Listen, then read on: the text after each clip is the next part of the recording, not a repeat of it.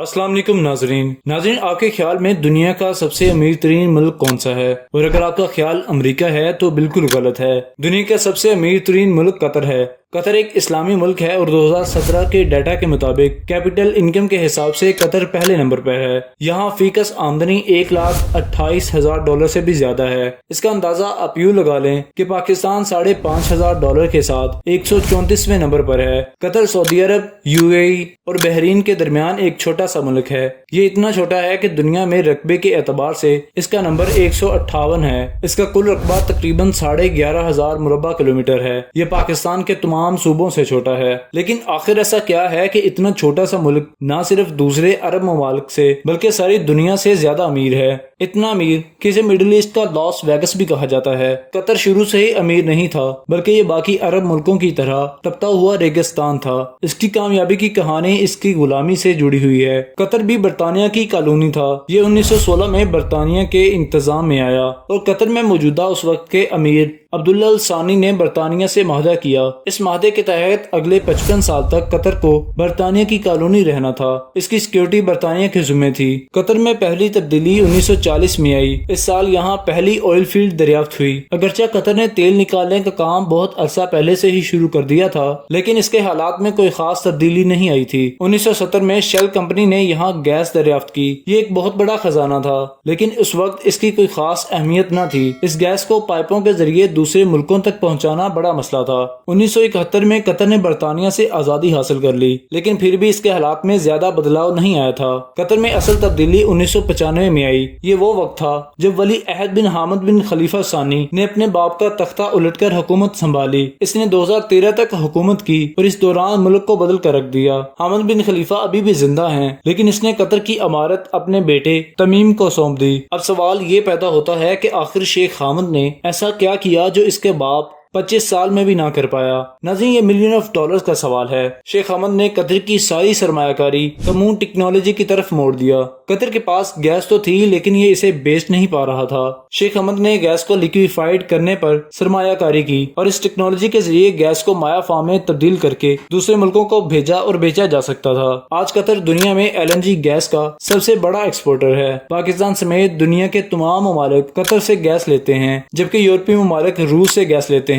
روس اور یوکرین جنگ کے بعد یورپی ممالک نے بھی قطر کا رخ کرنا شروع کر دیا جس کی وجہ سے قطر کے زر مبادلہ کے ذخائر بڑھ گئے اور گیس کی ایکسپورٹ ناقابل حد تک جا چکی ہے۔ قطر کو گیس کے فروغ سے اربوں ڈالرز حاصل ہوتے ہیں لیکن اس نے صرف اسی آمدنی پر اکتفا نہیں کیا۔ قطر نے 2005 میں قطر انویسٹمنٹ اتھارٹی قائم کی۔ اس اتھارٹی کے ذریعے اس نے دنیا بھر میں سرمایہ کاری کی اور اربوں ڈالرز مزید کمانے کی یہی وجہ تھی کہ جب 2017 میں سعودی عرب نے قطر کا بائیکاٹ کیا تو اسے کچھ خاص فرق نہیں پڑا اور اس وقت یہ رپورٹ سامنے آئی کہ قطر نے دنیا بھر میں 335 ارب ڈالرز کی سرمایہ کاری کر رکھی ہے۔ آج اب دنیا کے کسی بھی ترقی یافتہ ملک میں چلے جائیں آپ کو ہر جگہ قطر کی سرمایہ کاری نظر آئے گی۔ قطر نے یہ انویسٹمنٹ ہوٹلنگ، اپارٹمنٹ، بلڈنگز اور بینکس میں کر رکھی ہے۔ اس کے علاوہ قطر کی تیل کی بڑی کمپنی شیل اور روس کی سب سے بڑی آئل کمپنی میں بھی انویسٹمنٹ کی ہے۔ قطر نہ صرف مالی لحاظ سے انتہائی مضبوط ملک ہے بلکہ اس کے سیاسی معاملات بھی کافی زیادہ حد تک اچھے ہیں۔ اس کی ایک چھوٹی سی مثال افغانستان میں امریکہ کی جنگ ہے۔ امریکہ نے مذاکرات کی میزبانی کے لیے قطر کا انتخاب کیا۔ یہی ہونے والے معاہدے سے امریکی تاریخ کا سب سے بڑا جنگ کا خاتمہ ہوا۔ قطر نے عرب ممالک میں اپنا اثر و رسوخ بڑھانے کے لیے دنیا کا سب سے بڑا عرب میڈیا چینل الجزیرہ بھی اپنے نام کر رکھا ہے اور یہ اسی کی انویسٹمنٹ ہے۔ الجزیرہ نے دنیا میں قطر کا نام پہچاننے میں ایک اہم کردار ادا کیا ہے۔ قطر اپنے سافٹ امیج کو بھی بہت اچھے طریقے سے دنیا کے سامنے پیش کر رہا ہے۔ حال میں ہی اس نے فیفا ورلڈ کپ کی میزبانی کی۔ یہ فٹ بال کی تاریخ کا سب سے مہنگا ورلڈ کپ تھا۔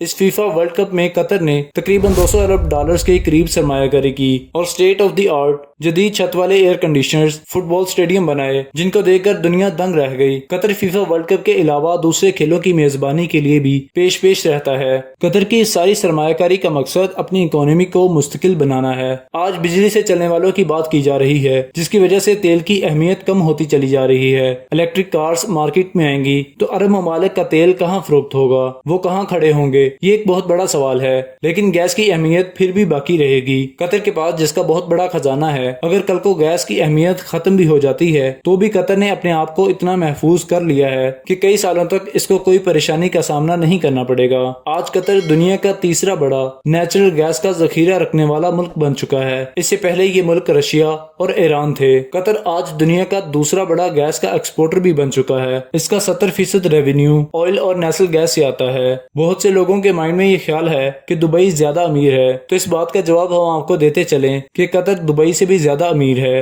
हत्ता कि ये पूरी अमारात, बहरीन और सऊदी अरब से भी अमीर है। बहुत से लोग जो कतर में जाते हैं तो वो वहाँ से गोल्ड खरीदते हैं, क्योंकि गोल्ड कंपैरेटिवली कतर में बहुत सस्ता है। कतर के गोल्ड की क्वालिटी की वजह से इसे अहमियत भी ज्यादा हासिल है। आपको ओरिजिनल गोल्ड मिलता है जो कि कंपैरेटिवली दुनिया के दूसरे ममालिक से या अरब ममालिक में पाए जाने वाले गोल्ड से ज्यादा खालिस और प्योर होता है। कतर की एयरलाइंस दुनिया की सबसे बेहतरीन एयरलाइंस मानी जाती हैं और बहुत से लोग जो पाकिस्तान आते हैं या दूसरे ममालिक कतर से जाते हैं तो इनके हाथ में आप मोबाइल फोन्स देखते हैं जिनमें आईफोन्स कसरत से पाए जाते हैं, क्योंकि वहाँ पर स्मार्टफोन्स बहुत कम रेट्स पे मिल जाते हैं और जब इन पर टैक्स भी नहीं लगता यानी टैक्स फ्री प्रोडक्ट्स मिलती हैं तो इनके रेट्स मजीद कम हो जाते हैं। कतर के बारे में कहा जाता है कि दुनिया का सबसे महफूज तरीन पनागा है। दुनिया का तीसरा बड़ा बेहतरीन एयरपोर्ट हमाद इंटरनेशनल एयरपोर्ट भी कतर की मरहून मिन्नत है। कतर वो दुनिया का वाहिद मुल्क है जहाँ पर किसी भी किस्म का कोई जंगल नहीं पाया जाता, कोई फॉरेस्ट नहीं है, कोई सब्जा नहीं है। ये दुनिया का दूसरा बड़ा फ्लैटेस्ट कंट्री है